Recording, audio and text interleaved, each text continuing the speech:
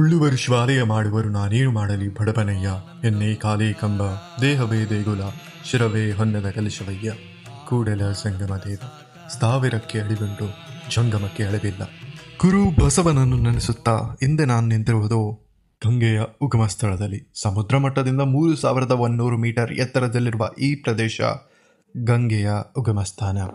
ಗಂಗೋತ್ರಿಗೆ entry ಆದ ತಕ್ಷಣ ನಿಮ್ಮ ಪಾಸ್ ವೆರಿಫಿಕೇಶನ್ ಮಾಡಿಕೊಂಡು ನಾವು ಹೋಗಿದ್ದೆ ಗಂಗೆಯ ಕಡೆ. ಪುರಾಣಗಳ ಪ್ರಕಾರ ರಾಜ ಭಗೀರಥನು ತನ್ನ ತಪಸ್ಸಿನಿಂದ ಗಂಗೆ ಮಾತೆಯನ್ನು ಒಲಿಸ್ಕೊಳ್ತಾನೆ. ಆದರೆ ಗಂಗೆ ಮಾತೆಯ ಉಗ್ರ ಸ್ವರೂಪ ಭೂಮಿಗೆ ಹಿಡಿಯಲು ಸಾಧ್ಯವಾಗ್ತಾ ಇರಲಿಲ್ಲ.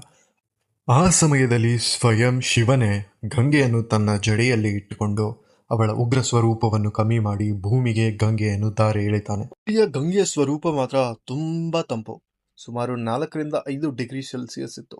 ಪೂರ್ತಿ ಸ್ನಾನ ಮಾಡೋದಕ್ಕಾಗಲಿಲ್ಲ ಅಂದರೂ 1-2 ಚರ್ಗಿ ಹಾಕೊಂಡು ನಾನು ಸ್ನಾನವನ್ನು ಮುಗಿಸ್ಕೊಳ್ತೇನೆ.